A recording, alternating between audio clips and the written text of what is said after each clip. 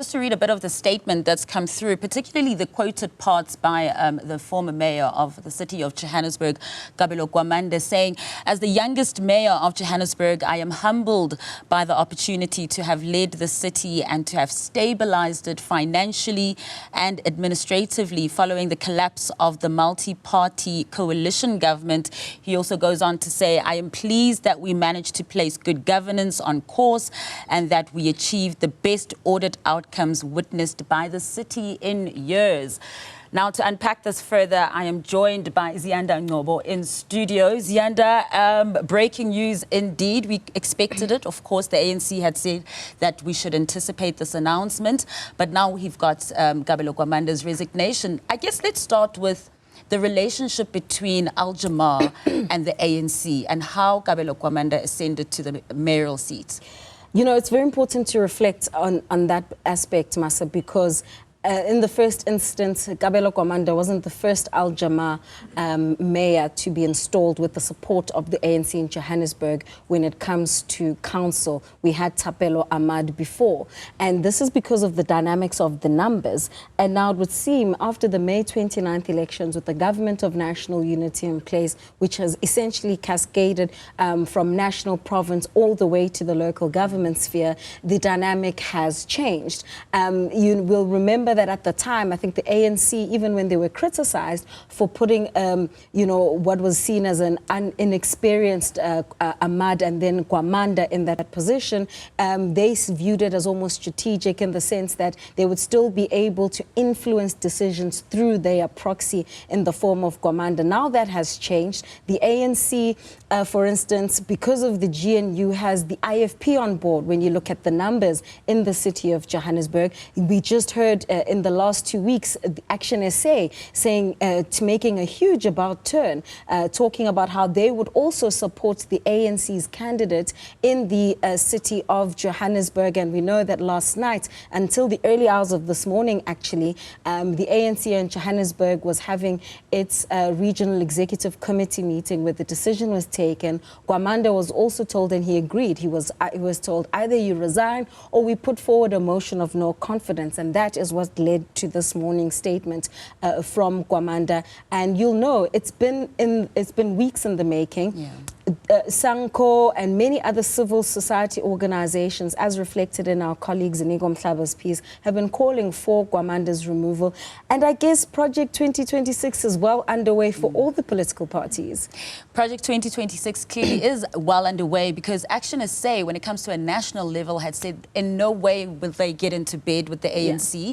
But we're seeing that at a local government level, considering there are local government elections also coming up, you know, not so bad to get into bed there. Yeah, I mean, you'll remember that Action SA, how they justified it was that, look, we went back to our constituency, we went back to Senate after the elections because the dynamic, the political landscape in South Africa has now completely shifted.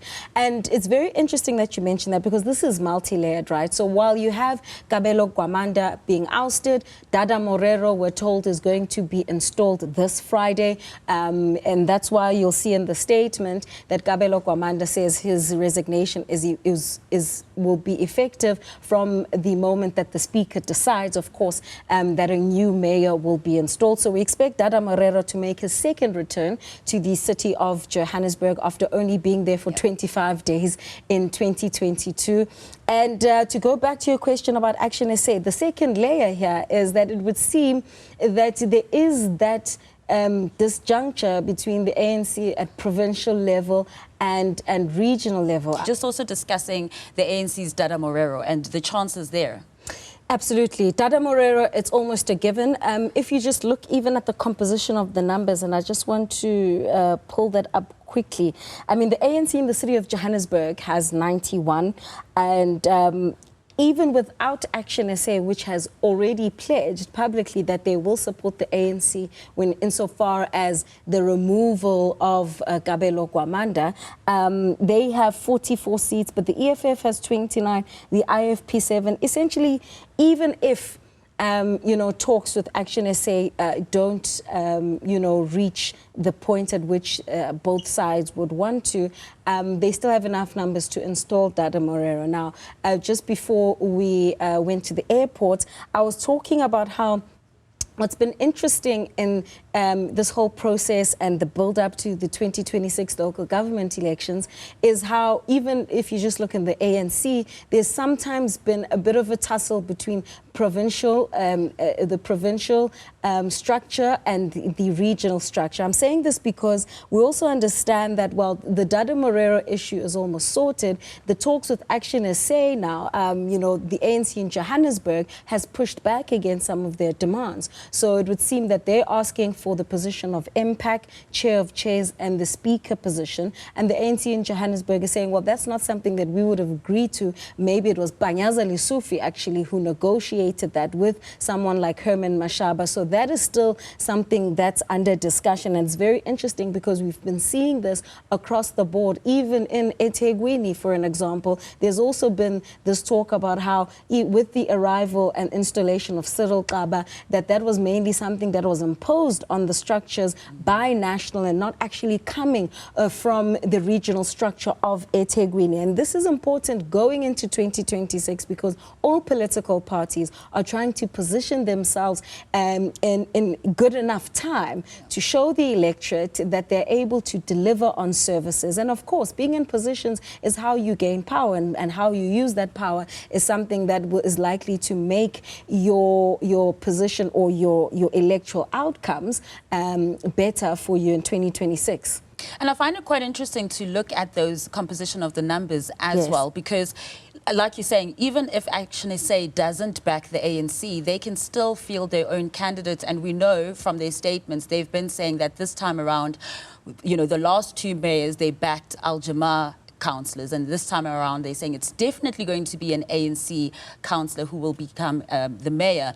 Action SA in the past has fielded their member Funzi Ngubeni to be the mayor of the city of Johannesburg, and I'm assuming that they would try again, once again, to try and see if they can get him forward, but the chances are slim to none, right? Well, it depends, and this is exactly why you're hitting the nub of exactly what I was trying to say, that if the negotiations then between the ANC and Action SA don't yield any results, then maybe we'll see a change of tune from Action SA where they field Funzi Ngobeni. But as it stands, from the last briefing that I attended, they weren't going to field their own candidate. They preferred to get the speaker position because they felt that, you know, firstly, it's not a coalition agreement. It's on a need-to basis where they would support, you know, the ANC. But also, if you're a speaker, all the reports would go to the Speaker's office, and that's where they believe they'd be able to make an impact and a change.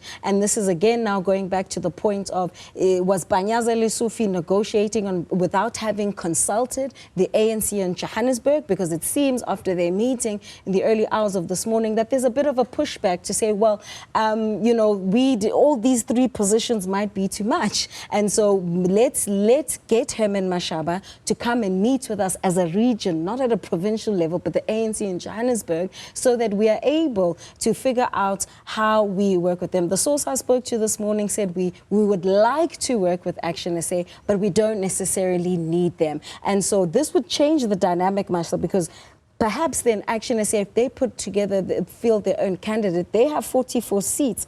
But if they're able to, for instance, work with other parties and get the numbers, then it would change this dynamic. By Friday, we could be having a completely different conversation. What do they say? A week in politics? It's way too long.